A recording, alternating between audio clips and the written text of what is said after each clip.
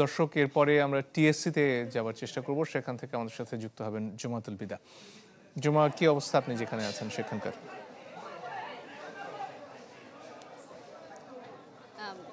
সময় যাচ্ছে, ভোট গণনার যে কার্যক্রম সেটি চলছে এবং কিছুক্ষণ আগে মানে আমরা যখন সরাসরি সম্প্রচারে দাঁড়িয়েছি ঠিক সেই সময় মূলত আমরা জানতে পারি যে এখানে কোনো একজন কে নিশ্চিত করা হয়েছে যে তিনি হয়তো ঢাকা বিশ্ববিদ্যালয়ের শিক্ষার্থী নয় এবং এরপরে এখানে থাকা সাধারণ শিক্ষার্থীরা কিছুটা উদ্বিগ্ন হয়ে পড়েন এবং তার পরিচয় নিশ্চিতের জন্য আসলে সামনে এগিয়ে গিয়েছেন। এখন পর্যন্ত যেহেতু আমরা সরাসরি সম্প্রচারের জন্য তখন দাঁড়াচ্ছিলাম, যার কারণে পুরো ঘটনাটি সুস্পষ্টভাবে এখন পর্যন্ত আমরা জানতে পারিনি।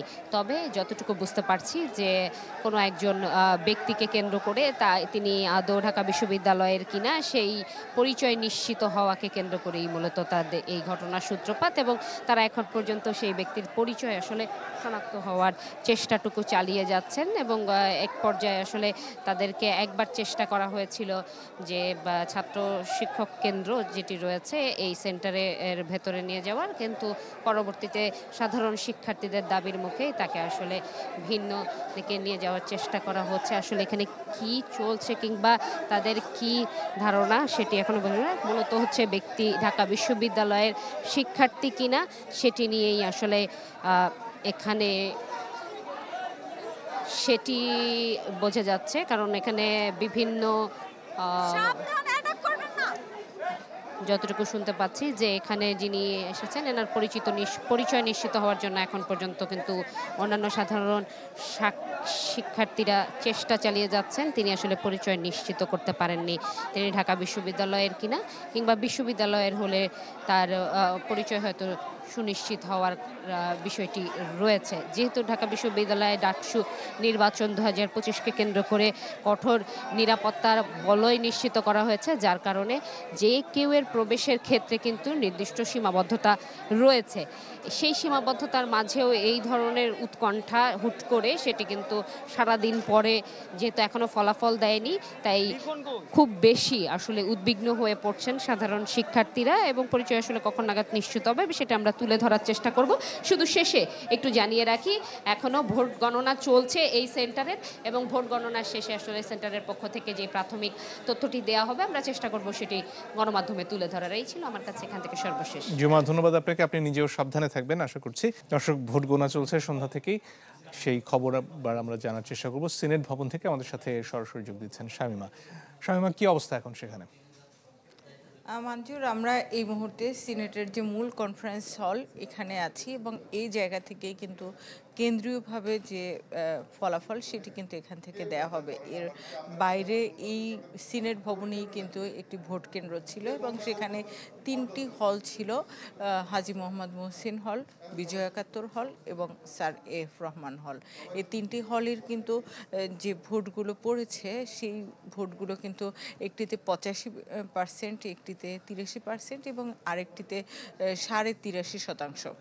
সেই ভোটগুলো কিন্তু এখন গণনা চলছে এবং সেটি প্রজেকশনের মাধ্যমে বাইরে সেটি দেখানো হচ্ছে এলইডি স্ক্রিনে এবং সেই যে বিষয়টি সেটির জন্য কিন্তু আসলে কে জিতবেন, আপনি জানেন যে এখন সবার মধ্যে একটা উৎকণ্ঠা যে আসলে কে জিতবেন কে হারবেন, সেই উৎকণ্ঠার জন্য কিন্তু বাইরে প্রচুর মানুষজন অপেক্ষা করছেন, যারা ভোটার, যারা প্রার্থী এবং যারা সমর্থক সবাই কিন্তু অধীর আগ্রহে অপেক্ষা করছেন। আর আমরা এখানে অপেক্ষা করছি যে কখন কেন্দ্রীয়ভাবে ফল ঘোষণা করা হবে। সেই জন্য একটি বিষয় বলে রাখি যে ভোট যখন শেষ দিকে আসে অর্থাৎ বেলা 4টার পরপরই কিন্তু ছাত্রদল বিশেষ করে তাদের প্যানেলের যারা আছেন তারা কিন্তু বেশ কয়েকবার এখানে রিটার্নিং কর্মকর্তার যে কার্যালয় সেখানে এসছেন এবং উপাচার্যের সাথে বাকবিতণ্ডায়ও তারা লিপ্ত হয়েছিলেন এবং এভাবে কিন্তু একটা উত্তেজনা ছড়িয়েছে যে আসলে ফলাফল যাই হোক কে কীভাবে এটি মেনে নিচ্ছেন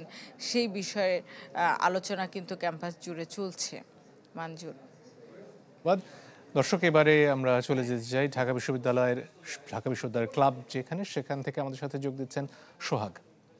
সোহাগ, কি অবস্থা আপনি যেখানে আছেন সেখানকার? মঞ্জুর, আমি ঢাকা বিশ্ববিদ্যালয় ক্লাবে আছি। এখানে কিছুক্ষণ আগে ছাত্রদল সমর্থিত প্যানেলের ভিপি প্রার্থী আবিদুল ইসলাম খান এসেছিলেন এবং তার সাথে তার জিএস তানভীর বাড়ি হামিম এসেছিলেন একটি অভিযোগ নিয়ে।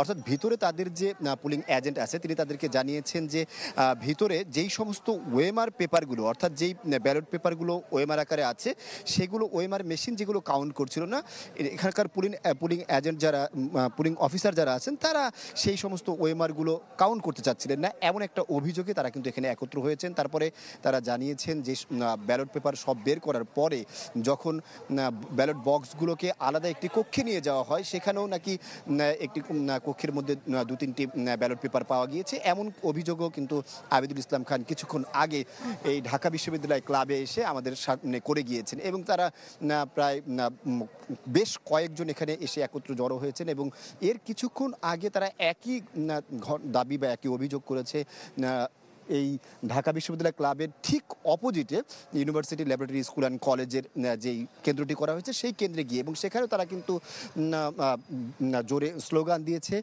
সেখানে তারা জামাত শিবিরকে দায়ী করছে, শিক্ষকদেরকে চোর বলেছে, এরকম কতগুলো অভিযোগ তারা কিন্তু সেখানে করেছে। আমরা দেখতে পেয়েছি এখানে এখনও অনেকেই উপস্থিত আছেন যারা বিভিন্ন প্যানেলের প্রতিনিধিত্ব করেন। এর পাশাপাশি আমরা এখানে আরও অনেকেই দেখতে পেয়েছি। কিছুক্ষণ আগে ছাত্র শিবিরের যে প্যানেলের সদস্য যারা আছেন তারাও কিন্তু এখানে ছিলেন, ঢাকা বিশ্ববিদ্যালয় শাখা ছাত্র শিবিরের সদস্য যারা আছে তারাও এখানে উপস্থিত ছিলেন। অর্থাৎ কিছুক্ষণ আগে এই ক্লাবের সামনের যে অবস্থানটি সেটা ছিল কিছুটা উত্তপ্ত, কিন্তু এখন কিছুটা স্বাভাবিক আছে। এরপরে মিছিল নিয়ে আবিদুল ইসলাম খানের নেতৃত্বে মিছিলটি টিএসসির দিকে চলে গিয়েছে। এই ছিল সর্বশেষ মঞ্জুর ঢাকা বিশ্ববিদ্যালয় ক্লাব থেকে। ধন্যবাদ আপনাকে।